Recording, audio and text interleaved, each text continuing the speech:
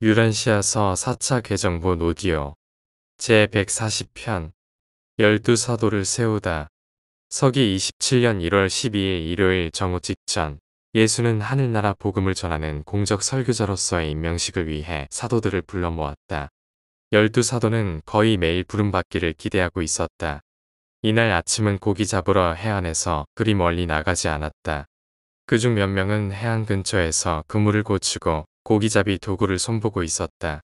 예수는 사도들을 부르려고 바닷가로 나가면서 먼저 안드레와 베드로를 불렀다.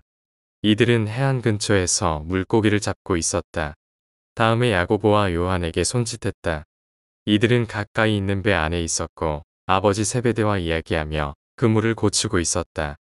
예수는 둘씩 짝지어 사도들을 모았고 12명 모두 모였을 때 함께 가버나움 북쪽의 고지로 갔으며 그곳에서 정식 임명을 위한 준비로 그들에게 가르치려고 나아갔다. 이번에 12사도는 모두 침묵했다. 심지어 베드로도 회상하는 모습이었다. 드디어 오랫동안 기다리던 때가 왔다. 그들은 다가오는 아버지의 나라를 선포하는데 그들의 주를 대표하는 신성한 일에서 개인적 헌신과 집단적 헌신의 일종의 엄숙한 의식에 참여하기 위해 주와 떨어져서 가는 중이었다. 1. 예비교육. 정식 임명 예배가 있기 전에 12사람이 주위에 앉았을 때 예수는 말했다. 나의 형제들아, 이 하늘나라의 시간이 왔다.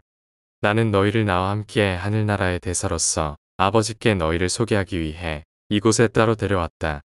너희 중 일부는 처음 부름을 받을 때 회당에서 내가 이 하늘나라에 대해 말하는 것을 들었다. 너희 각자는 갈릴리 호수 주변의 도시들에서 나와 함께 일하면서 아버지의 나라에 대해 더 많이 배우게 되었다. 그러나 지금 나는 너희에게 이 하늘나라에 대해 더 전할 것이 있다. 내 아버지가 땅에서 사는 자녀들의 마음속에 세우고자 하는 새로운 나라는 영원한 나라가 될 것이다. 그의 신성한 뜻 행하기를 바라는 자의 마음속에서 내 아버지의 통치는 끝이 없을 것이다. 나는 너희에게 나의 아버지는 유대인이나 이방인의 하나님이 아님을 선언한다. 많은 사람이 동쪽과 서쪽에서 와서 우리와 함께 아버지의 나라에 앉을 것이지만 아브라함의 많은 자녀들은 아버지의 영이 사람들의 마음에서 통치하는 이 새로운 형제사랑으로 들어가는 것을 거부할 것이다. 이 하늘나라의 힘은 군대의 힘이나 재물의 힘에 있지 않고 오히려 이 하늘나라의 거듭난 시민들, 곧 하나님의 아들들의 마음을 다스리고 그 마인드들을 가르치려고 오게 될 신성한 영의 영광 안에 있다. 이것은 의가 지배하는 사랑의 형제정신이며 그들이 투쟁하는 외침은 다음과 같을 것이다. 땅에는 평화, 모든 사람에게 선한 의지이다.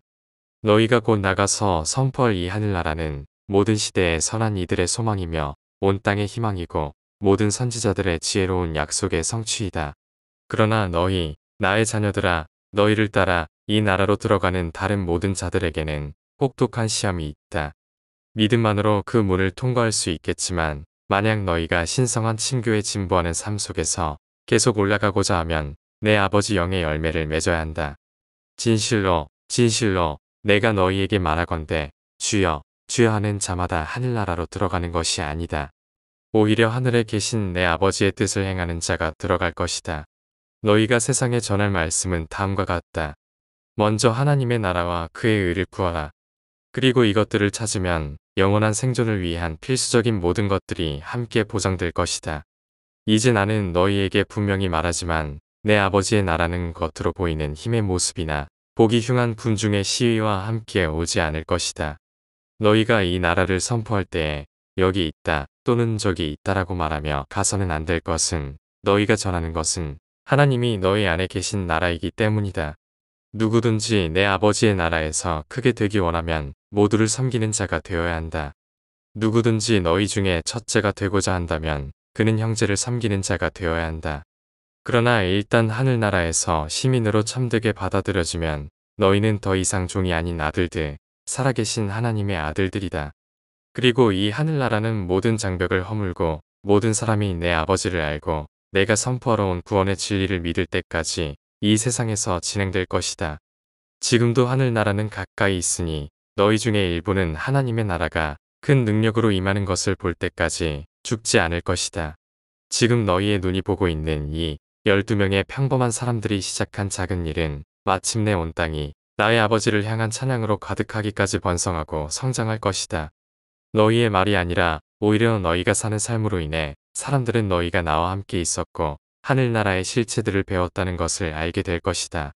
내가 너희 마음에 무거운 짐을 지우지 않겠지만 내가 지금 이 육체로 살고 있는 이 삶 속에서 내 아버지를 대표하듯이 내가 너희를 떠나게 될 때 이 세상에서 나를 대표하는 엄숙한 책임을 이제 너희의 혼에 올려놓으려 한다.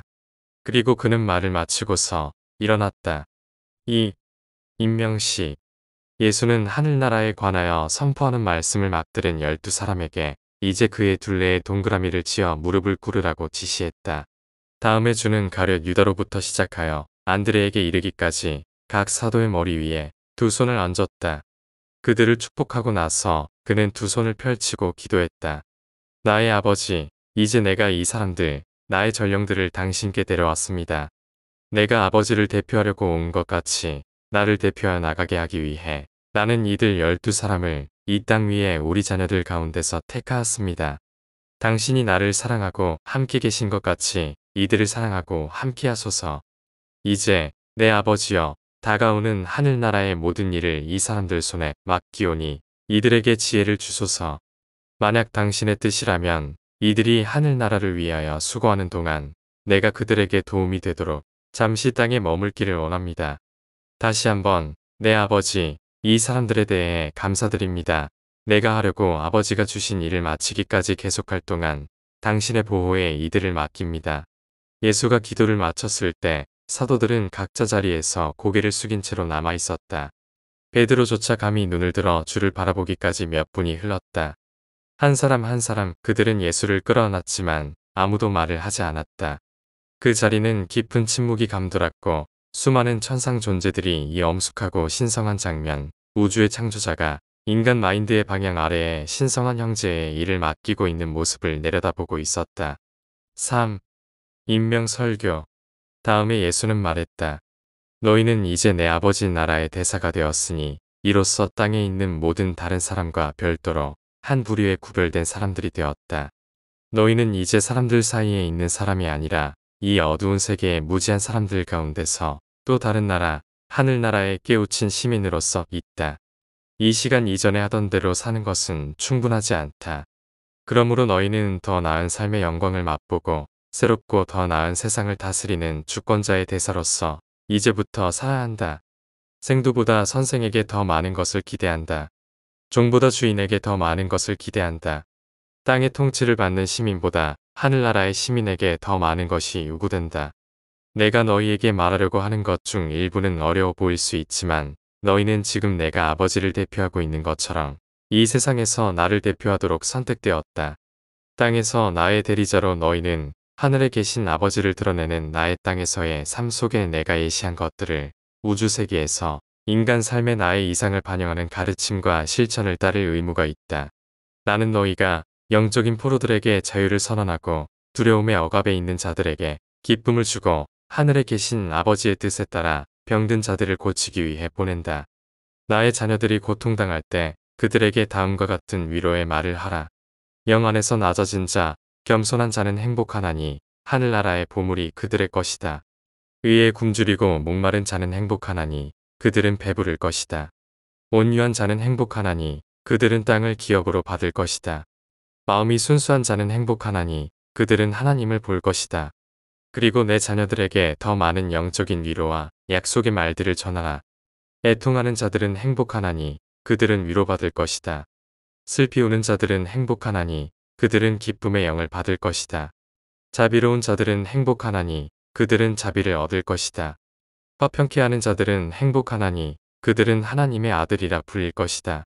의를 위하여 핍박을 받는 자는 행복하나니 하늘나라가 그들의 것이며 사람들이 너희를 욕하고 핍박하고 거짓으로 너희를 반대하며 모든 악한 태도로 말을 할 때에 너희는 행복하다. 기뻐하고 크게 즐거워하라. 하늘에서 너희에게 주는 상이 크다. 나의 형제들아, 내가 너희를 보내노니 너희는 맛을 내는 소금, 세상의 소금이다. 그러나 이 소금이 맛을 잃는다면 어디에다 소금을 뿌릴 것이냐? 그러므로 사람들의 발밑에 버려지고 짓밟히는 것 외에는 아무 쓸모가 없다. 너희는 세상의 빛이다. 산 위에 세운 도시는 숨길 수 없다. 사람들이 등불을 켜서 그릇 아래에 두지 않고 촛대 위에 둔다. 그 빛은 집 안에 있는 모든 사람에게 비추는 불빛이다.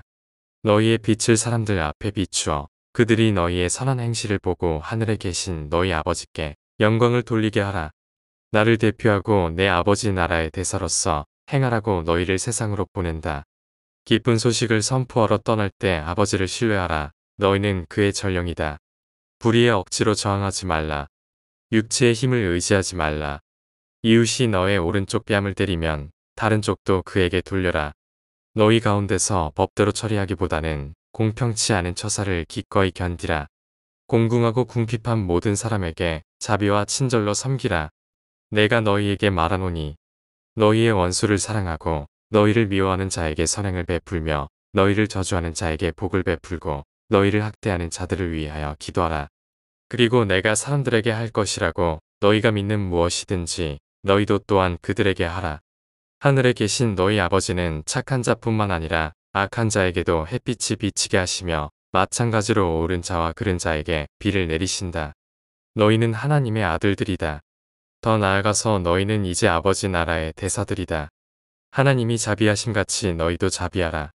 너희의 하늘 아버지가 완전한 것 같이 하늘나라의 영원한 앞날에 너희도 완전할 것이다. 너는 사람을 구원하라는 명령을 받는 것이지 사람을 심판하라는 명령을 받는 것이 아니다. 땅에서의 삶이 끝날 때 너희는 모두 자비를 기대할 것이다.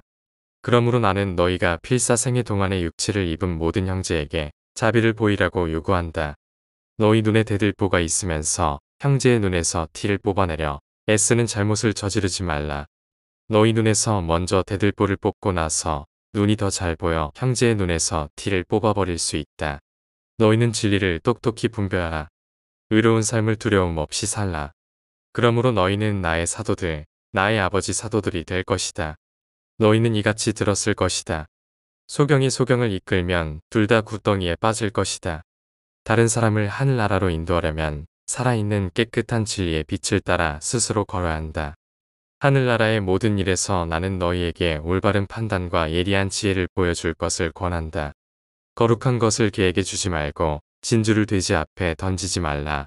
그들이 보물을 발로 짓밟고 돌이켜 너희를 찢지 않도록 하여라. 속으로는 굶주린 늑대 같으면서 양의 옷을 입고 너희에게 올 거짓 선지자들에 대하여 내가 경고한다. 너희는 그 열매를 보고 그들을 알게 될 것이다. 사람들이 가시나무에서 포도를 거두거나 엉겅퀴에서 무화과를 거둘 수 있느냐? 그렇다 하더라도 좋은 나무마다 좋은 열매를 맺지만 썩은 나무는 나쁜 열매를 맺는다. 좋은 나무는 나쁜 열매를 맺을 수 없고 썩은 나무도 좋은 열매를 거둘 수 없다. 좋은 열매를 얻지 않는 나무마다 얼마 안 있어 지켜 불 속에 던져질 것이다. 하늘나라로 들어갈 때 중요한 것은 동기이다. 내 아버지는 사람들의 마음을 들여다보시고 저희 마음속의 소망과 진실한 의도를 가지고 판단하신다. 하늘나라 심판의 큰 날에 많은 사람이 나에게 말하기를 우리가 당신의 이름으로 예언하고 당신의 이름으로 놀라운 일을 많이 하지 않았습니까? 그러나 나는 그들에게 나는 너희를 알지 못하니 거짓 선생인 너희는 나에게서 떠나거라 하고 말할 수밖에 없다. 그러나 내가 너희에게 아버지를 대표한 것 같이 이 부탁을 듣고 사람들 앞에서 나를 대표하며 그의 임무를 성실히 수행하는 사람은 나의 봉사하는 길과 하늘 아버지의 나라로 풍성히 들어갈 것이다. 사도들은 이전에 예수가 이렇게 말하는 것을 결코 들은 적이 없었는데 그가 최상의 권위를 가진 분처럼 그들에게 말했기 때문이다.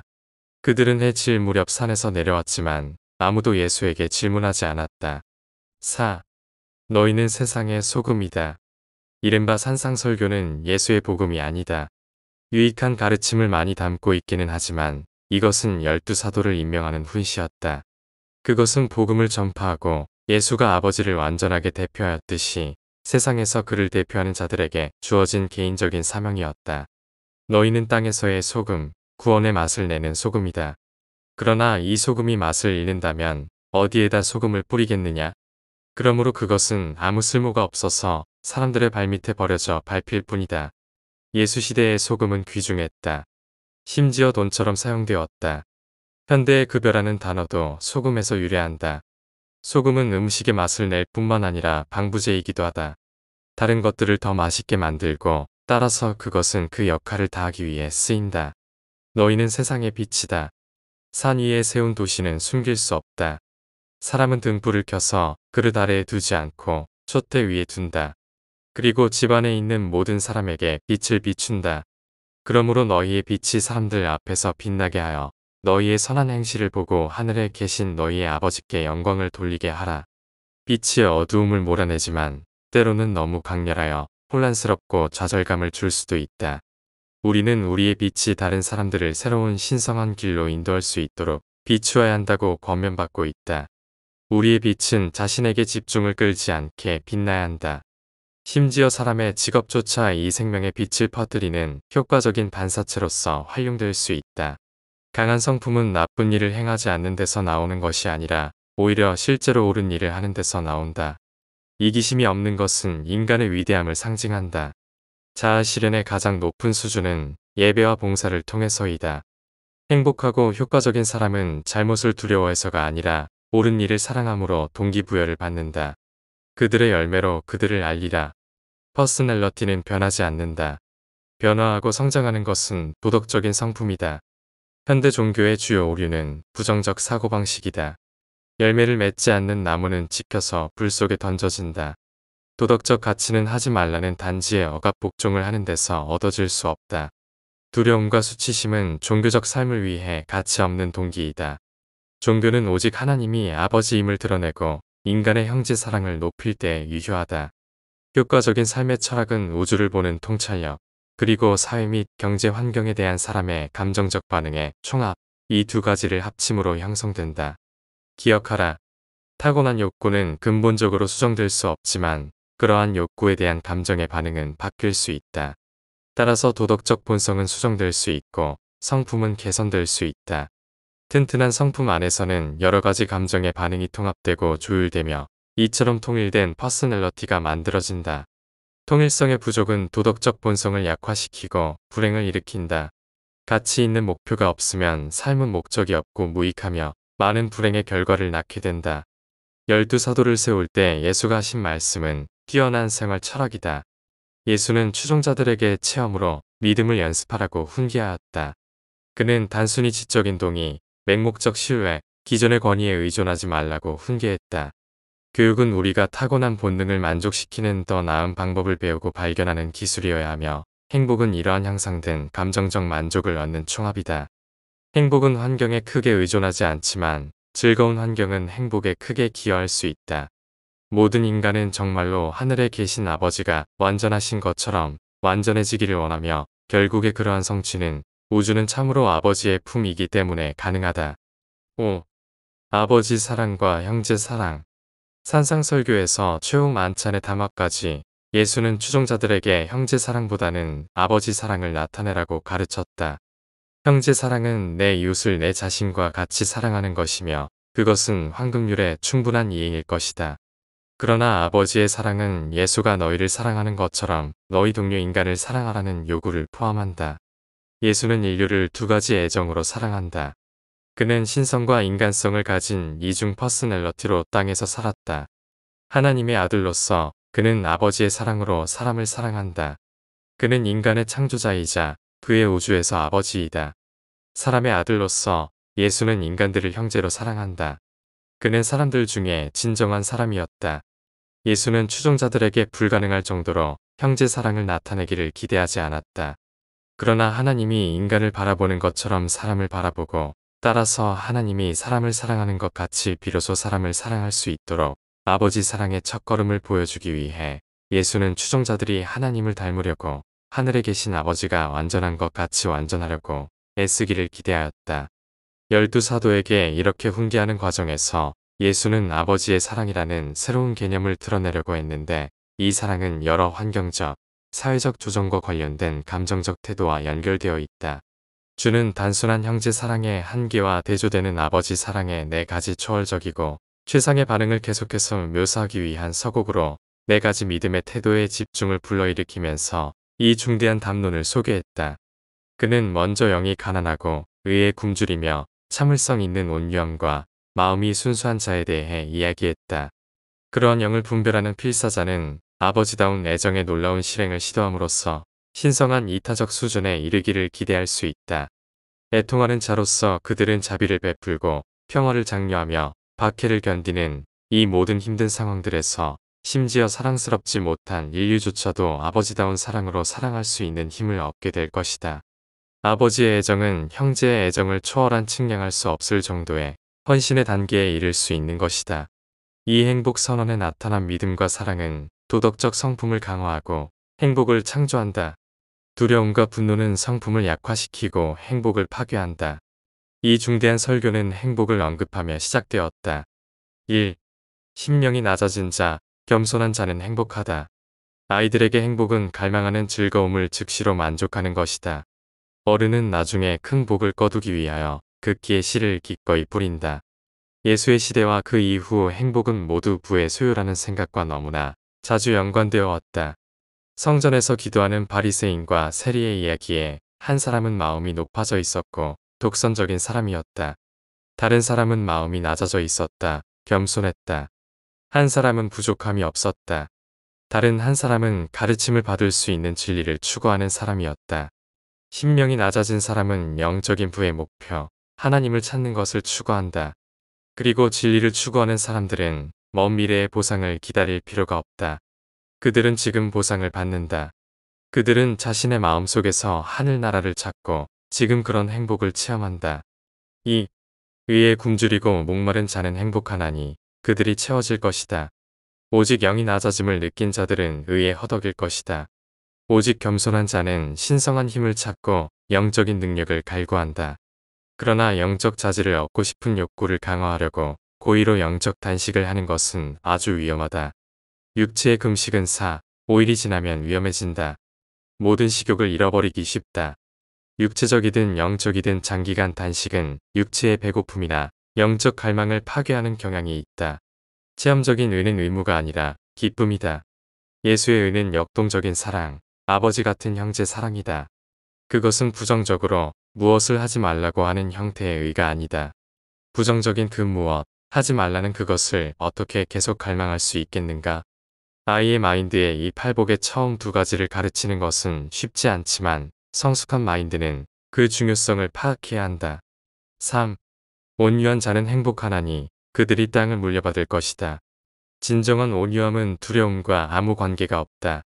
그것은 오히려 하나님과 협력하는 사람의 태도이다. 하나님의 뜻이 이루어지이다. 온유함은 인내와 관용을 포함하고 질서 있고 친절한 우주를 믿는 흔들리지 않는 믿음의 자극을 받는다. 온유함은 신의 이끄심에 반항하려는 모든 유혹을 이긴다. 예수는 유란시아에서 이상적인 온유한 사람이었고 방대한 우주를 물려받았다. 4. 마음이 순수한 자는 행복하나니 그들이 하나님을 볼 것이다. 영적인 순수성은 의심과 복수심이 없다는 것을 제외하고 부정적인 성질이 아니다. 순수성을 논하면서 예수는 인간의 남녀의 태도만을 한정해서 다루려 하지 않았다. 그보다 사람이 동료 인간에 대하여 가져야 할 믿음, 부모가 자식에게 지녀야 할 믿음, 아버지가 사랑하는 것 같이 동료들을 사랑할 수 있게 하는 믿음을 언급하였다. 아버지의 사랑은 응석을 받아줄 필요가 없고 악을 용납하지 않지만 언제라도 비웃는 일이 없다. 아버지의 사랑은 한 가지 목적을 가졌고 언제나 인간에게 가장 좋은 것을 찾는다. 그것이 진정한 부모의 태도이다. 하나님을 믿음으로 보는 것은 진정한 영적 통찰력을 얻기 위한 수단이다. 영적 통찰력은 조절자의 지도를 강화시키고 결국 하나님 의식을 증가시킨다. 너희가 아버지를 알게 되면 너희는 하나님의 아들이라는 보장이 확인되며 육체를 입은 형제들을 하나하나 형제로서 형제 사랑, 사랑할 뿐 아니라 또한 아버지로서 아버지 같은 사랑으로 사랑할 수 있다. 이 훈계는 어린아이에게도 가르치기 쉽다. 아이들은 자연히 사람을 쉽게 믿으며 부모는 아이들이 이 단순한 믿음을 잃지 않도록 해야 한다. 아이들과 대할 때는 모든 속임수도 피하고 의심을 불러일으킬 만한 것을 삼가야 한다. 그들이 그들의 영웅을 선택하고 삶의 목표를 정하는 데 있어 지혜롭게 도우라. 다음에 예수는 더 나아가서 인간의 모든 투쟁의 주요한 목적, 완전의 실현을 아니 신성에 이르는 것까지도 추종자들에게 가르쳤다. 항상 그들에게 권고하기를 너희는 하늘에 계신 너희 아버지처럼 완전하라 고 하였다. 그는 12사도에게 그들이 그들 자신을 사랑한 것처럼 그들의 이웃을 사랑하라고 권하지 않았다. 그것은 가치 있는 성취였을 것이다. 형제 사랑의 성취를 나타냈을 것이다. 그는 오히려 그가 그들을 사랑한 것처럼 형제 사랑의 애정뿐 아니라 아버지처럼 사랑하라고 권했다. 그는 아버지 같은 사랑 4가지 최상의 반응을 지적함으로써 이를 보여주었다. 1. 애통하는 자는 행복하나니 그들은 위로받을 것이다. 이른바 상식이나 최선의 논리로 따져도 슬픔에서 행복을 찾는 것을 결코 제한하지 않을 것이다. 그러나 예수는 표면상 또는 드러난 슬픔을 언급한 것이 아니다. 부드러움을 보이거나 아니면 감정이나 육체가 고통받는 증거를 보이는 것이 남자답지 않다고 소년과 젊은이들에게 가르치는 것은 큰 잘못이다. 동정심은 여자뿐 아니라 남자에게도 귀중한 속성이다. 남자답기 위하여 냉담할 필요는 없다. 이것은 용감한 사람을 만드는데 있어서 잘못된 방법이다. 세상에서 위대한 사람들은 슬퍼하기를 두려워하지 않았다. 모세는 슬퍼하는 사람이었고 삼손이나 골리앗보다 더 위대한 사람이었다. 모세는 훌륭한 지도자였으나 또한 온유한 사람이었다. 인간의 필요에 민감하고 반응하는 것은 진정하고 지속적인 행복을 창출하며 그러한 친절한 태도는 분노, 증오, 의심과 같은 파괴적인 영향으로부터 영혼을 보호한다. 2. 자비로운 자는 행복하나니 그들은 자비를 얻을 것이다. 여기서 자비는 가장 진실한 우정, 사랑, 친절의 가장 깊고 넓고 높은 차원을 의미한다. 자비는 때때로 수동적일 수 있지만 여기서 자비는 적극적이고 역동적인 최상의 아버지 사랑이다. 사랑하는 부모는 그의 자녀를 여러 번 용서하는데 큰 어려움을 느끼지 않는다. 심지어 상처받은 아이에게 고통을 덜어주고 싶은 충동은 자연스럽다. 아이들은 실제 상황을 이해할 수 있을 만큼 성장하면 보통 친절하고 동정심이 많아진다. 3.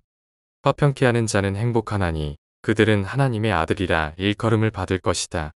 예수의 말씀을 듣던 사람들은 화평케 하는 자를 바란 것이 아니라 군사적 구원을 바라고 있었다. 그러나 예수의 평화는 소극적 종류의 평화가 아니다. 시련과 박해 속에서 나의 평화를 너희에게 두고 간다. 너희는 마음에 걱정하거나 두려워하지 말라. 고 그는 말했다. 이것은 파괴적인 갈등을 예방하는 평화이다.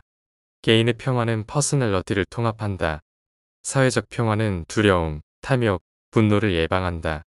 정치적 평화는 종족 사이의 적대감, 국가적 불신, 전쟁을 방지한다. 화평케 하는 것은 불신과 의심을 치유한다. 아이들은 평화를 만드는 사람으로 활동하도록 쉽게 가르칠 수 있다. 그들은 팀 활동을 즐긴다. 함께 경기하는 것을 좋아한다. 주는 또 다른 때에 이렇게 말했다. 누구든지 자기 목숨을 구하려 하면 목숨을 잃겠으나 누구든지 자기 목숨을 버리고자 하면 목숨을 찾을 수 있다. 4. 의를 위하여 핍박을 받는 자는 행복하나니 하늘나라가 그들의 것이다. 사람들이 너를 모욕하고 핍박하고 거짓으로 모든 악한 말을 할 때에 너희는 행복하다. 기뻐하고 크게 즐거워하라. 하늘에서 너희의 상이 크다. 평화가 있은 후에 흔히 박해가 따른다. 그러나 젊은이와 용감한 어른들은 결코 어려움이나 위험을 피하지 않는다. 사람에게는 친구를 위하여 목숨을 버리는 것보다 더 큰 사랑이 없다. 아버지 같은 사랑은 이 모두를 형제 사랑이 도저히 해낼 수 없는 것을 아낌없이 할 수 있다. 진보는 언제나 박해의 마지막 결실이었다. 아이들은 항상 용기에 도전에 반응한다. 젊은이는 언제나 기꺼이 도전을 받아들인다. 아이들은 모두 일찍부터 희생하는 법을 배워야 한다. 따라서 산상수훈의 팔복은 법과 윤리, 의무가 아닌 믿음과 사랑에 근거한 것임이 드러난다. 아버지 같은 사랑은 악을 선으로, 불의가 선행으로 되돌아오는 것을 기뻐한다. 6. 임명식이 있던 저녁. 일요일 저녁, 가버나움의 북쪽 고지대를 떠나 세베대의 집에 도착한 예수와 12사도는 간단한 저녁 식사를 하였고, 그런 후에 예수가 해변을 따라 걷는 동안 12사도는 서로 이야기를 나누었다. 짧은 회의가 있은 후 쌍둥이가 불을 피워 따뜻하고 빛이 더 밝아지자 안드레는 예수를 찾으러 나섰고 그를 만나자 이렇게 말했다. 주여, 내 형제들은 하늘나라에 대한 당신의 말씀을 이해하지 못하고 있습니다. 우리는 당신의 가르침을 더 지도받기 전까지 이 일을 시작할 수 없다고 느낍니다. 나는 당신이 정원으로 가서 우리와 함께 있으면서 말씀을 더 잘 이해할 수 있도록 도와주기를 요청하러 왔습니다. 예수는 사도들을 만나기 위해 안드레와 함께 갔다. 그는 정원으로 들어가자 사도들을 모으고 더 많은 가르침을 주었다. 말하기를 너희는 옛 가르침 바로 위에 새 가르침을 세우려 하기 때문에 내 말을 받는 것이 어렵다. 내가 선언하건대 너희는 다시 태어나야 한다. 어린아이처럼 새로 시작하고 내 가르침을 신뢰하고 하나님을 믿어야 한다. 하늘나라의 새로운 복음은 옛날부터 내려온 것에 맞춰지지 않는다. 너희는 인자의 사명과 그가 이 땅에 온 목적에 대해 잘못 이해하고 있다. 내가 율법과 선지자들을 폐하러 왔다고 생각하는 실수를 하지 말라. 나는 없애려는 것이 아니라 그것을 완성하고 확장하며 비추기 위해서이다. 나는 율법을 어기러 온 것이 아니라 오히려 이 새로운 계명들을 너희 마음에 판에 새기기 위해 온 것이다. 내가 너희에게 구휼과 기도, 금식함으로 아버지의 은혜를 얻으려는 자들의 의를 넘어서는 그러한 의를 요구한다. 너희가 하늘나라에 들어가려면 사랑, 자비, 진리로 이루어진 의가 있어야 한다. 하늘에 계신 내 아버지의 뜻을 행하고자 하는 진지한 열망을 가져야 한다. 그러자 시몬 베드로가 말했다. 주여, 당신이 새로운 계명을 가졌으면 듣고 싶습니다. 새로운 길을 우리에게 알려주십시오. 예수가 베드로에게 대답하였다. 너희는 율법을 가르치는 사람들이 살인하지 말라. 살인하는 자는 누구든지 심판을 받을 것이다. 라고 들었다. 그러나 내가 너희에게 선언하건대 나는 그 동기를 밝히기 위해 그 행위 너머를 본다. 형제에게 분노하는 자는 모두 심판을 받을 위험에 처해 있다. 마음속에 미움을 품고 마음속에서 복수를 계획하는 자는 심판의 위험에 서 있다. 너희는 너희의 동료를 그 행위로 판단한다. 하지만 하늘에 계신 아버지는 그 의도를 보고 판단하신다. 너는 율법학자들이 간음하지 말라고 하는 것을 들었다. 그러나 내가 너희에게 말하노니 음란한 생각으로 여자를 바라보는 자마다 이미 그 여자와 마음속으로 간음한 것이다. 너희는 오직 사람의 행실을 보고만 판단할 수 있지만 나의 아버지는 자녀들의 마음을 살피시고 그들의 의도와 진정한 욕구에 따라서 자비롭게 판단하신다. 예수는 다른 계명들에 대하여 계속 논의할 생각이 있었지만 이때 야고보 세베대가 끼어들어 물었다. 주여, 이혼에 관하여 사람들에게 우리가 무엇을 가르쳐야 합니까? 모세가 지시한 대로 남자가 아내와 이혼하도록 내버려 둘까요? 이 질문을 듣자 예수는 말했다. 나는 율법을 세우려는 것이 아니라 사람을 깨우치게 하기 위해 왔다. 이 세상의 나라들을 개혁하려는 것이 아니라 오히려 하늘나라를 세우려고 왔다. 정부, 무역 또는 사회행동의 규칙을 너희에게 가르치려는 유혹에 굴복하는 것은 아버지의 뜻이 아니다. 이것들은 오늘날 좋을지 모르나 다른 시대의 사회에는 적합하지 않을 것이다. 나는 오직 마음을 위로하고 영을 해방하고 사람의 혼을 구원하려고 이 땅에 왔다. 그러나 이 이혼 문제에 관하여 내가 말할 것은 모세는 그러한 일을 승인했어도 아담 시절의 동산에서는 그렇지 않았다. 사도들이 잠깐 자기들끼리 이야기한 후에 예수는 계속 말씀했다. 너희는 언제나 사람의 모든 행위의 두 가지 관점, 인간의 관점과 신의 관점, 육체의 길과 영의 길, 시간적 평가와 영혼의 관점을 인식해야 한다. 비록 12사도는 그가 가르친 모든 것을 이해할 수는 없었지만 이 가르침은 참으로 도움이 되었다. 다음에 예수는 말했다. 그러나 너희는 내 말을 글자 그대로 해석하려 하며 내 가르침의 영을 파악하는 것이 느리기 때문에 내 가르침에 걸려 넘어질 것이다. 너희는 다시 한번 나의 말을 기억해야 한다. 너희는 내가 영 안에서 내 삶을 사는 것처럼 너희 삶을 살아야 한다. 너희는 나의 개인적 대리인이다. 그러나 모든 사람이 너희처럼 살기를 기대하는 것은 잘못이다. 너희가 또한 기억해야 하는 것은 나는 이 무리에 속하지 않는 양들이 있고 내가 그들에게도 책임이 있으며 끝까지 나는 그들에게도 인간 본성의 삶을 사는 동안 하나님의 뜻을 행하는 모범을 그들에게 보여주어야 한다. 그러자 나다니엘이 물었다. 주여, 우리는 정의를 인정하지 말아야 합니까? 모세의 율법은 눈에는 눈, 이에는 이라고 말합니다. 우리는 무엇을 말해야 합니까? 예수는 이렇게 대답했다. 너희는 악을 선으로 갚아야 한다. 내 전령들은 사람들과 다투지 말고 누구에게나 관대해야 한다. 받은 만큼 그대로 갚는 것을 너희의 규칙으로 만들지 말라. 인간의 통치자들은 그러한 율법을 가질 수 있으나 하늘나라에서는 그렇지 않다. 언제나 자비가 너희의 판단을 결정하고 너희의 행실은 사랑으로 이루어져야 한다. 이러한 말이 지키기 어려우면 너희는 이제라도 돌아갈 수 있다. 사도의 요구 조건이 너무 힘들면 그보다 힘들지 않은 제자의 길로 돌아갈 수 있다. 깜짝 놀랄 이 말씀을 듣고 사도들은 잠시 물러났지만 곧 돌아왔고 베드로가 말했다. 주여, 우리는 계속 당신과 함께할 것입니다. 우리 가운데 아무도 뒤로 물러서지 않겠습니다. 우리는 기꺼이 값을 치를 준비가 되어 있습니다. 우리는 그 잔을 마실 것입니다. 우리는 단지 제자가 아니라 사도가 되고자 합니다. 이 말을 듣자 예수는 말했다. 그러면 기꺼이 너희의 책임을 지고 나를 따르라.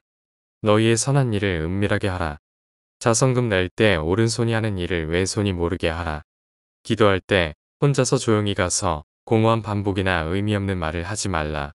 너희가 구하기 전에 이미 아버지께서 너희가 무엇을 필요로 하는지 아신다는 것을 항상 기억하라. 사람들에게 보이려고 슬픈 얼굴로 금식에 빠지지 말라. 너희가 하나님의 나라를 위해 부름을 받은 사도들로서 땅에 보물을 쌓지 말고 너희의 이타적인 섬김을 통해 하늘의 보물을 쌓아라. 너희의 보물이 있는 곳에 너희의 마음도 또한 있다. 몸의 등불은 눈이다. 그런즉 내 눈이 너그럽다면 온몸이 밝을 것이다. 그러나 내 눈이 이기적이라면 온몸이 어두울 것이다. 내 안에 있는 빛이 어둠이 된다면 그 어두움이 얼마나 크겠느냐. 그리고 나서 토마스는 모든 것을 공동으로 계속 가져야 하는지 물었고 주의 대답은 이러했다. 맞다, 나의 형제들아, 내가 바라건대 이해심 있는 한 가족으로서 우리가 함께 살아야 한다. 너희에게 위대한 일이 맡겨졌고 한눈 팔지 않고 봉사하기를 몹시 바란다. 아무도 두 주인을 섬길 수 없다는 좋은 말씀을 너희가 안다. 너희는 하나님을 성실하게 예배하고 동시에 진심으로 재물을 섬길 수 없다. 이제 하늘나라 일을 하려고 아낌없이 지원하였으니 너희의 생활은 걱정하지 말라. 너희가 무엇을 먹을까 무엇을 마실까 너희 몸을 위해서도 무슨 옷을 입을까 더군다나 걱정하지 말라. 기쁘게 일하는 손과 진지한 마음을 가진 자는 배고프게 지내지 않을 것을 너희가 이미 배웠다. 이제 너희가 온 에너지를 하늘나라 일에 바치려고 준비할 때 아버지가 너희의 필요를 모른 채 하지 않으실 것을 확실히 믿으라. 먼저 하나님의 나라를 찾으라. 너희가 거기에 들어가는 문을 찾아냈을 때 무엇이 필요하든지 너희가 더 받을 것이다. 그러므로 내일을 지나치게 걱정하지 말라. 하루의 어려움은 그날로 충분하다. 그들이 밤새도록 질문하면서 늦게 잊고 싶어하는 것을 보고 예수는 말했다. 형제들아, 너희는 흙으로 만든 그릇이다. 내일 일을 준비하도록 잠자러 가는 것이 최선이다. 그러나 그들의 눈에서 이미 잠이 달아났다. 베드로는 나서서 주에게 요청했다. 나는 당신과 개인적으로 그저 조금 의논할 것이 있습니다. 형제들과 따로 무슨 비밀을 가지고 싶은 것이 아니라 마음이 괴롭고 혹시라도 주로부터 꾸지람을 받아야 한다면 당신하고만 따로 있으면 더 쉽게 견딜 수 있습니다. 집 안으로 길을 인도하며 예수는 말했다.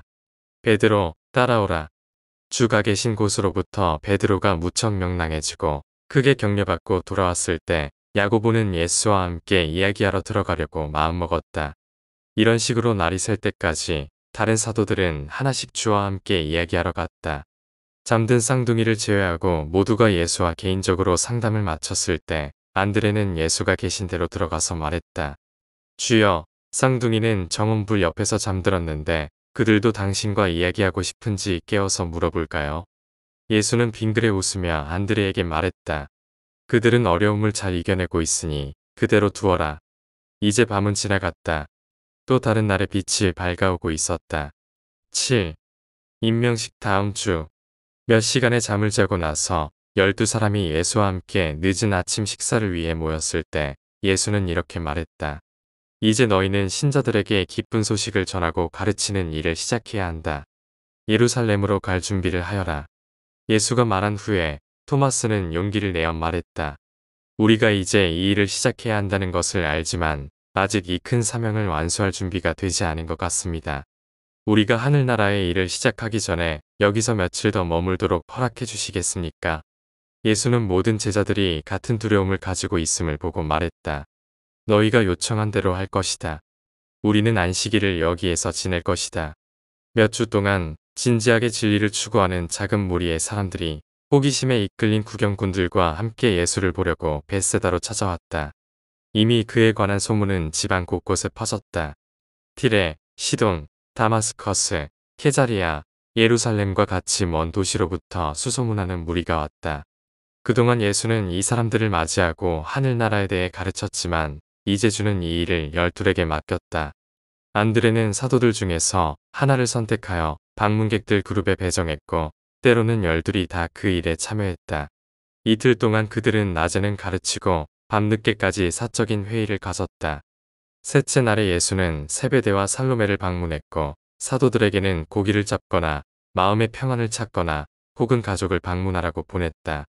다시 3일 동안의 가르침을 위해 사도들은 목요일에 돌아왔다. 이 훈련하는 일주일 동안 예수는 세례받은 후에 그가 땅에서 이루어야 할 두 가지 큰 사명을 사도들에게 여러 번 반복했다. 1. 아버지를 사람들에게 드러내는 것. 2. 사람들이 최고자의 자녀임을 믿음으로 깨닫고 아들 의식을 갖도록 인도하는 것. 한 주 동안의 이 다양한 체험은 제자들에게 많은 영향을 주었다. 일부는 지나치게 자신감을 가지게 되었다. 안식일 다음 날 밤 마지막 회의에서 베드로와 야고보가 예수에게 와서 말하기를 우리는 준비되었습니다. 이제 하늘나라를 취하러 나아갑시다. 이에 예수는 대답했다. 너희가 열심인 만큼 지혜롭고 너희의 용기가 무지를 보충하기 바란다. 비록 사도들은 그의 가르침의 많은 부분을 이해하지 못했지만 그들은 예수가 그들과 함께 살았던 매력적이고 아름다운 삶의 의미를 파악하는 데는 실패하지 않았다. 8. 목요일 오후 호수에서 예수는 사도들이 그의 가르침을 완전히 이해하지 못한다는 것을 잘 알고 있었다. 그래서 그는 베드로, 야고보, 요한에게 특별한 교육을 주기로 결정하였고 그들이 다른 제자들에게 이 개념을 명확히 전달할 수 있기를 바랬다. 그는 12 제자들이 영적인 하늘나라의 개념 중 일부는 이해하고 있지만 여전히 구약의 다윗 왕좌 회복과 이스라엘의 세속적 권력 재건이라는 고착된 개념에 새로운 영적 가르침을 붙이려 한다는 것을 보았다. 이에 따라 예수는 목요일 오후에 베드로, 야고보, 요한과 함께 배를 타고 해변을 떠나 하늘나라의 일에 대해 의논하려고 나갔다. 이 4시간의 교육 회담에서는 수많은 질문과 답변을 포함한다. 이 중요한 오후의 요약은 시몬 베드로가 다음날 아침 형 안드레에게 전달한 대로 재구성하여 이 기록에 담는 것이 가장 유익할 것이다. 1. 아버지의 뜻을 행하는 것. 예수가 하늘 아버지의 세심한 보살핌을 신뢰하라는 가르침은 맹목적이고 수동적인 숙명론이 아니었다. 그는 이날 오후에 일하지 않는 자는 먹지도 말라는 옛 히브리 속담을 인정하면서 인용했다. 그는 자신의 체험을 통해 자신의 가르침을 충분히 설명했다. 아버지를 신뢰하라는 그의 가르침은 현대 사회나 다른 시대의 사회적, 경제적 조건에 의해 결정되어서는 안 된다. 그의 가르침은 모든 시대와 모든 세계에서 하나님과 가까이 사는 이상적인 원칙으로 받아들여야 한다. 예수는 세 사람에게 사도직과 제자직의 차이를 분명히 했다. 그러나 그는 12 사도의 신중함과 예견이 발휘되는 것을 금하지 않았다. 그가 설파한 것은 예견을 반대한 것이 아니라 걱정하지 말라는 것이었다. 그는 하나님의 뜻에 적극적이고 깨어있는 복종을 가르쳤다. 검소함과 절약에 관한 많은 질문에 대한 대답으로 그는 목수, 배 제작자, 업으로서의 자신의 삶과 12 제자를 세심하게 조직한 것에 주목하라고 했다. 그는 세상을 적으로 여겨서는 안 되며 삶의 환경이 하나님의 자녀들과 함께 일하는 신성한 섭리임을 분명히 하려고 했다. 예수는 자신의 무저항 행동을 그들에게 이해시키는데 큰 어려움을 겪었다. 그는 자신을 방어하는 것에 절대 거부했고 사도들도 같은 방침을 따르기를 바라는 것처럼 보였다. 그는 악에 저항하지 말고 불이나 상해에 맞서지 말라고 가르쳤지만 잘못에 대한 소극적 관용은 가르치지 않았다. 이날 오후 그는 악인과 범죄자에 대한 사회적 처벌을 인정했으며 국가 정부는 사회 질서 유지와 공정의 실행을 위해 때때로 힘을 사용해야 한다는 점을 분명히 했다. 그는 보복이라는 악한 관행에 대해 끊임없이 경고했다. 복수를 하겠다는 생각을 용납하지 않았다. 원한을 품는 것을 개탄했다. 그는 눈에는 눈, 이에는 이라는 관념을 허용하지 않았다.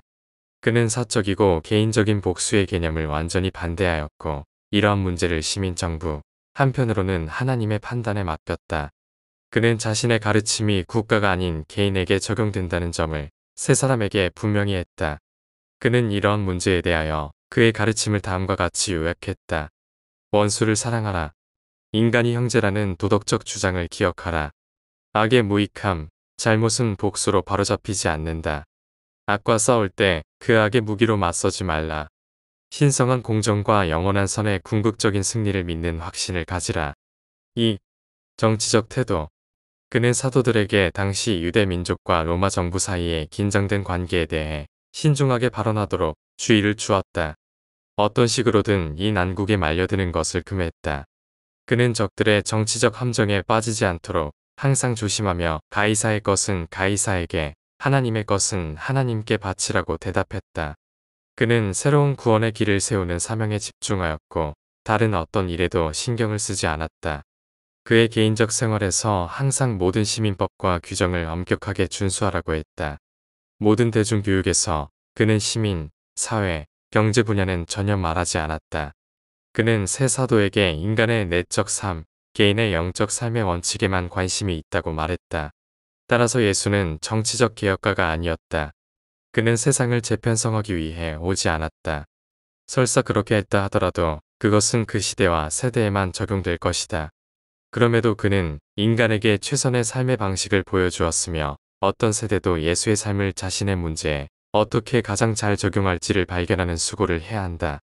그러나 예수의 가르침을 정치나 경제 이론, 사회나 산업 체계와 동일시하는 실수를 해서는 안 된다. 3. 사회적 태도. 유대인 랍비들은 누가 내 이웃인가? 라는 질문에 대해 오랫동안 논쟁을 벌였다. 예수는 적극적이고 자발적인 친절, 즉 이웃에 대한 진정한 사랑으로 이웃을 전 세계로 확장하며 모든 사람을 이웃으로 만드는 개념을 제시했다. 그러나 이 모두와 함께 예수는 대중이 아니라 오직 개인에게 관심을 가졌다. 그는 사회학자가 아니었지만 모든 형태의 이기적 고립을 허물기 위해 힘썼다. 그는 순수한 동정심과 연민을 가르쳤다. 네바돈의 미가 엘른 자비가 지배하는 아들이다. 연민은 그의 본성이다. 주는 사람들이 친구들을 식사에 절대로 초대해서는 안 된다고 말한 것이 아니라 그의 추종자들이 가난한 이들과 불행한 이들을 위해 잔치를 베풀어야 한다고 말했다. 예수는 강한 공정을 가지고 있었지만 항상 자비로 완화되었다. 그는 사도들에게 사회적 기생충이나 직업적 자선을 추구하는 사람들에게 이용당하라고 가르치지 않았다. 그의 사회학적 선언에 아주 가깝게 간 말씀은 판단을 받지 않도록 사람을 판단하지 말라 한 것이다. 그는 무분별한 친절이 많은 사회적 악의 원인이 될 수 있음을 분명히 했다. 다음 날 예수는 유다에게 자신의 요청이나 두 사도의 공동 청구 외에 사도의 기금을 조금도 자선금으로 써서는 안 된다고 분명히 지시했다. 이 모든 문제에 있어서 예수의 원칙은 항상 뱀처럼 지혜롭고 비둘기처럼 순결하라는 것이었다. 모든 사회적 상황에서 인내, 관용, 용서를 가르치는 것이 그의 목적인 듯 보인다. 가족은 여기와 다음 세상에서 예수 삶의 철학의 중심적 위치를 차지했다. 하나님에 관한 그의 가르침은 가족의 기초를 두었고 한편 조상을 지나치게 존경하는 유대인의 성향을 바로잡고자 했다. 가족 생활을 인간의 가장 높은 임무로 높였지만 가족 관계가 종교적 의무를 방해해서는 안 되는 것을 분명히 했다. 가족은 일시적 제도, 즉 죽음 이후에 계속되지 않는다는 사실에 집중시켰다. 예수는 가족이 아버지의 뜻에 어긋날 때 주저하지 않고 가족을 포기했다. 그는 더 큰 하나님의 아들들의 새로운 형제애를 가르쳤다. 예수의 시절 팔레스타인과 로마 제국 전역에서 이혼 관행은 엄하지 않았다. 결혼과 이혼의 법을 확립하는 것을 그는 계속 거부했다. 많은 예수의 초기 추종자들은 이혼에 대해 강한 의견을 가지고 있었고 그 의견을 예수에게 귀속시키는 것을 주저하지 않았다. 신약 성경의 모든 저자들은 요한 마가를 제외하고 이혼에 대한 보다 엄격하고 발전된 개념을 고수했다. 4. 경제적 태도. 예수는 그가 처한 세상에서 일했고 살았고 물건을 거래했다. 경제개혁가는 아니었지만 불평등한 부의 분배의 불공정성에 자주 주목시켰다. 그러나 해결책에 대한 제안을 하지 않았다. 그는 새 사도에게 사도들이 부를 소유해서는 안 된다고 말했지만 재산과 부 자체를 반대하는 것이 아니라 불평등하고 불공정한 분배를 반대하는 설교를 한 것임을 분명히 했다. 그는 사회적 공정과 산업 공평의 필요성을 인정했지만 이를 달성하기 위한 규칙들은 제시하지 않았다. 그는 자신의 추종자들에게 세상의 소유를 피하라고 가르친 것이 아니라 오직 12사도에게 그렇게 하라고 했다. 의사인 누가는 사회적 평등에 대한 강한 신념을 가지고 있었고 예수의 말씀을 자신의 신념과 일치하도록 해석하는데 많은 노력을 기울였다. 예수는 개인적으로 추종자들에게 공동체 생활 방식을 채택하라고 지시하지 않았다. 그러한 문제에 대해 어떤 선언도 한 적이 없다. 예수는 말씀을 듣는 자들에게 탐욕을 피하라고 자주 경고했고 사람의 행복은 물질 소유의 풍부함에 있지 않다고 선언하였다. 그는 항상 되풀이했다. 사람이 온 세상을 얻고도 자신의 혼을 잃어버리면 무슨 유익이 있는가? 그는 재산 소유를 직접 공격하지 않았지만 영적 가치가 항상 우선해야 한다고 강하게 주장했다. 그의 후속 가르침에서 공생애 중에 여러 비유를 통해 잘못된 유란시아 생활들의 관점을 고치려고 애썼다. 예수는 결코 경제 이론을 확립할 의도가 없었다. 각 시대는 기존의 문제에 대하여 자체의 처방을 개발해야 한다는 것을 그는 잘 알았다. 오늘날 육체를 입고 땅에서 살고 있다면 예수는 대다수의 선한 남녀의 기대에 큰 실망을 줄 텐데 오늘날의 정치, 사회, 경제에 대한 논쟁이 있을 때 누구의 편도 들지 않으리라는 간단한 이유 때문이다. 그는 너희가 순수한 인간적인 문제들을 해결하는데 훨씬 더 능숙해지도록 제시함으로써 내면의 영적 삶을 완성하는 방법을 가르치는 동안 당당하게 초연히 남았을 것이다. 예수는 모든 사람을 하나님처럼 만들고 다음에 이 하나님의 아들들이 자신의 정치, 사회, 경제 문제를 해결하는 동안 예심을 가지고 지켜볼 것이다. 그가 비난한 것은 부 자체가 아니라 그것이 대다수의 추종자들에게 미치는 영향이었다. 이 목요일 오후에 예수는 처음으로 동료들에게 주는 것이 받는 것보다 더 복되다 라고 말했다. 5. 개인적 종교. 너희는 예수의 사도들이 그랬듯이 예수의 삶을 보고 그 가르침을 더 잘 이해해야 한다. 그는 유란시아에서 완전한 삶을 살았고 그의 독특한 가르침은 오직 그가 당면한 배경을 두고서 그 삶을 상상할 때에야 겨우 이해할 수 있다. 아버지의 신성과 사랑하는 퍼스널러티를 드러내는데 가장 도움이 되는 것은 그의 삶이지 12사도에게 준 가르침이다. 군중에게 한 설교가 아니다. 예수는 히브리인 선지자나 그리스인 도덕가들의 가르침을 공격하지 않았다. 주는 이 위대한 선생들이 부르짖는 많은 좋은 것을 인식했으나 무언가 더 큰 것, 사람의 뜻이 자진하여 하나님의 뜻에 순종하는 것을 가르치려고 땅에 내려왔다. 예수는 단순한 종교인, 종교적인 감정에만 몰두하고 오직 영적 충동에 의해 움직이는 인간을 만들기 원하지 않았다. 너희가 한번 얼핏 그를 볼 수 있었다면 예수가 이 세상 일에 큰 경험을 가진 실지한 사람이었음을 알아차렸을 것이다. 이 점에서 예수의 가르침은 기독교 시대의 여러 세기를 통해서 계속 터무니없이 왜곡되고 많이 와전되었다. 너희는 또한 주의 온유함과 겸손함에 대하여 비뚤어진 생각을 지녀왔다. 그는 단지 인간이 참되게 높아지려면 스스로 낮추라고 충고했다. 그가 정말로 목표한 것은 하나님을 향한 진정한 겸손이었다. 그는 진실성, 순수한 마음을 매우 중요하게 여겼다. 충실함은 그의 성품 평가에서 중요한 미덕이었으며 용기는 그의 가르침의 핵심이었다.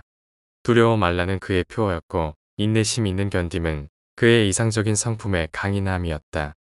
예수의 가르침은 용기,勇감, 영웅적 종교를 구성한다. 이것이 바로 그가 12명의 평범한 사람들을 자신의 개인적인 대표자로 선택한 이유이다. 그들 중 대다수는 거칠고 남성적이며 강인한 어부들이었다. 예수는 그 시대의 사회학에 대하여 하고 싶은 말이 거의 없었다. 도덕적 방탕을 언급하는 일이 드물었다. 그는 참된 미덕을 가르치는 적극적인 선생이었다. 무엇을 하지 말라고 가르치는 방법을 세심하게 피했고 악을 드러내는 일을 거부했다. 그는 도덕을 개혁하는 사람도 아니었다. 인류의 육체적 욕심은 종교적 꾸지람이나 율법으로 금지한다고 억누를 수 없다는 것을 잘 알았고 그렇게 사도들에게 가르쳤다. 얼마 안 되는 비난은 대체로 자만, 잔인, 억압, 위선에 대한 것이었다. 예수는 요한처럼 바리새인조차 맹렬히 비난하지 않았다. 많은 서기관과 바리새인의 마음이 정직함을 알았다. 그는 종교적 전통의 노예처럼 매여 있는 것을 이해했다. 예수는 먼저 나무를 좋게 만드는 일을 크게 강조했다. 그가 어떤 몇 가지 특별한 미덕뿐 아니라 생애 전체를 소중히 여긴다는 것을 세 사람에게 강조하였다. 이 날의 가르침에서 요한이 얻은 한 가지는 예수의 종교의 핵심은 자비로운 성품을 기르는 것과 하늘에 계신 아버지의 뜻을 실천하려는 동기가 결합된 퍼스널러티에 있다는 것이었다. 베드로는 그들이 전하려는 복음이 온 인류를 위한 정말로 새로운 시작임을 깨달았다. 그는 이 인상을 나중에 바울에게 전했고 바울은 이로부터 그리스도가 둘째 아담이라는 그의 교리를 생성시켰다. 야고보는 땅에서 자녀들이 마치 완성된 하늘나라 시민이 이미 된 것처럼 살기를 예수가 바란다는 감격스러운 진리를 깨달았다. 예수는 사람들이 다른 것을 알았고 사도들에게 그렇다고 가르쳤다. 제자와 신자들을 어떤 정해진 형태에 맞추어 한 모양으로 만들려고 애쓰기를 삼가라고 사도들에게 항상 훈계하였다. 각 사람이 자기 방식대로 하나님 앞에서 완전해지고 있는 독립된 개인을 개발하도록 버려두려고 애썼다. 베드로의 여러 질문 중 하나에 대답하여 주는 말씀했다. 어린아이로서 새롭고 더 나은 삶을 다시 시작할 수 있도록 사람들을 해방하기를 내가 원한다. 예수는 왼손이 오른손이 하는 일을 알지 못하게 해야 한다고 하면서 참된 선함은 무의식적이어야 한다고 항상 주장했다. 이날 오후에 세 사도는 주의 종교가 영적인 자기 반성을 위한 규정이 없는 것을 깨닫고 충격을 받았다. 예수 이전과 이후의 모든 종교들, 심지어 기독교조차 양심적인 자기 반성을 위한 규정을 세심하게 지시한다. 그러나 나사렛 예수의 종교는 그렇지 않았다. 예수의 삶의 철학에는 종교적 자아 성찰이 없다. 목수의 아들은 결코 성품을 만들라고 가르치지 않았다. 그는 성품의 성장을 가르쳤고 하늘나라는 겨자씨와 같다고 외쳤다. 그러나 예수는 오만한 자기 본의를 막는 수단으로 자아 분석을 하지 말라는 말씀은 전혀 하지 않았다. 하늘나라에 들어갈 권리는 믿음, 곧 개인의 믿음에 달려있다. 하늘나라로 진보하여 계속 올라가느라고 치르는 값은 진주, 사람이 가진 것을 모두 팔아서 얻고자 하는 값비싼 진주와 같다. 예수의 가르침은 약자와 노예뿐 아니라 모든 사람을 위한 종교이다. 그의 종교는 당대에 결코 신조와 신학 법칙으로 구체화되지 않았다. 그는 한 줄의 글도 뒤에 남기지 않았다. 그의 일생과 가르침은 어느 시대나 어느 세계에도 영적 안내와 도덕적인 가르침이 되기에 적당한 유산, 영감을 주는 이상적 유산으로 우주에 남겼다. 오늘날도 예수의 가르침은 각 종교에게 살아있는 희망이기는 하지만 그 자체로서 모든 종교와 따로 구별된다. 예수는 종교가 땅에서 사람이 유일하게 추구할 일이라고 사도들에게 가르치지 않았다. 그것은 하나님을 섬기는 것에 관한 유대인의 관념이었다. 그러나 종교가 12사도가 전념할 일이라고 주장했다. 예수가 신자들의 진정한 교양 추구를 막으려고 가르친 것은 하나도 없다. 다만 그는 전통에 묶인 예루살렘의 종교 학당들을 비난하였다. 그는 생각이 자유롭고 마음이 넓었고 박식하고 너그러웠다. 의롭게 사는 그의 철학에는 의식적인 경건함이 설 자리가 없었다. 주는 자신이 살던 시대나 후일의 어느 시대에도 비종교적 문제에 대하여 아무런 해결책을 내놓지 않았다. 예수는 영원한 실체들을 꿰뚫어 보는 영적 통찰력을 개발하고 독창적으로 사는 주도권을 자극하고 싶어 했다. 인류의 기초에 있는 영구한 영적 필요에만 순전히 관심을 가졌다. 그는 하나님과 같은 정도의 선을 드러냈다. 사랑, 진리, 아름다움, 선이 신성한 이상이고 영원한 실체라고 높이 평가했다. 주는 사람 속에서 새로운 영, 새로운 의지를 창조하기 위해 진리를 알고 연민을 체험하고 선을 택하는 새로운 능력을 전하려고 왔으니 이것은 하늘에 계신 아버지가 완전한 것 같이 완전하게 되려는 영원한 욕구와 아울러 하나님의 뜻과 조화를 이루려 하는 의지이다. 9. 성직에 임명하는 날. 그 다음 안식일에는 예수가 사도들을 위해 헌신하였고 사도들을 세웠던 고지로 돌아갔다. 거기서 길고도 아름다운 감동적인 격려의 메시지를 준 후에 12제자를 거룩하게 임명하는 엄숙한 행동에 들어갔다. 이 안식일 오후 예수는 사도들을 언덕에 불러 모으고 그가 그들을 세상에 혼자 남겨둘 수밖에 없었을 때를 위해 준비하면서 그들을 하늘 아버지의 손에 맡기었다. 이 자리에서 새로운 가르침은 없었고 단지 사적인 만남과 친교만 있었다. 예수는 바로 이 자리에서 했던 사도 임명 설교의 많은 특징들을 검토하고 그들을 자기 앞에 차례로 부르면서 자기의 대표로 세상에 나가게 하기 위해 그들을 임명했다. 성직 임명식에서 주의 명령은 이것이었다. 온 세계로 가서 하늘나라의 기쁜 소식을 전하라. 영적으로 포로된 자를 해방시키고 억압받는 자를 위로하며 고통받는 자를 돌보라. 너희가 거저 받았으니 거저 주라. 예수는 그들에게 돈이나 여벌의 옷을 가져가지 말라고 충고하며 말했다. 일꾼은 임금을 받는 것이 마땅하다. 마침내 예수는 말했다. 내가 너희를 늑대 가운데 있는 양처럼 보낸다. 너희는 뱀처럼 지혜롭고 비둘기처럼 순결하라. 그러나 조심하라. 너희의 적이 너희를 그들의 회의 앞으로 끌고 갈 것이며 그들의 회당에서 너희를 징계할 것이다. 너희는 이 복음을 믿기 때문에 총독들과 통치자들 앞에 넘겨지겠고 너희의 증언 자체가 그들에게 나를 증언하는 증거가 될 것이다. 너희를 재판으로 이끌 때 무엇을 말할까 걱정하지 말라. 내 아버지의 영이 너희 안에 깃들고 그런 때에 너희를 통해서 말씀하실 것이다. 너희 중에 더러는 죽음을 당하겠고 땅에서 하늘나라를 세우기 전에 이 복음 때문에 숱한 민족에게 미움을 받을 것이다. 그러나 두려워 말라. 내가 너희와 함께하겠고 내 영이 온 세상으로 너희 앞에 갈 것이다. 그리고 너희가 먼저 유대인에게 그리고 나서 이방인에게 가는 동안 내 아버지가 너희와 함께 계실 것이다. 그리고 그들은 산에서 내려와 세베대 집 그들의 거처로 돌아갔다. 10. 성직 임명식이 있던 날 저녁. 그날 저녁 비가 오기 시작하자 예수는 집에서 가르치면서 열둘에게 무엇을 해야 하는지가 아니라 무엇이 되어야 하는지를 길게 설명했다. 그들은 구원을 얻기 위한 방법으로 특정한 일을 해야 한다는 종교만을 알고 있었다. 그러나 예수는 반복해서 말했다. 하나님의 나라에서는 일을 하기 위해 의로워야 한다. 그는 여러 번 그러므로 너희는 하늘에 계신 너희 아버지와 같이 완전하라. 꼭 말했다. 그동안 주는 혼란스러워하는 사도들에게 그가 세상에 가져오려고 한 구원은 오직 믿음, 즉 단순하고 진실한 믿음을 통해서만 얻을 수 있다는 것을 설명했다. 예수는 이렇게 말했다. 요한은 옛 삶의 방식을 뉘우치라는 회개를 위한 세례를 외쳤지만 너희는 하나님과의 교제를 위한 세례를 전파해야 한다. 회개가 필요한 이들에게는 회개를 전하고 이미 진심으로 하나님 나라에 들어가려는 이들에게는 그 문을 활짝 열고 기쁨의 하나님 아들들의 교제로 들어오라고 했다. 그러나 갈릴리 어부들이 예수에게 설득되기란 어려운 일이었고 그들은 하나님의 나라에서 의로워지는 것이 먼저이며 그 의로움은 믿음에 의해서만 이루어져야 한다는 사실을 이해하는 데 어려움을 겪었다.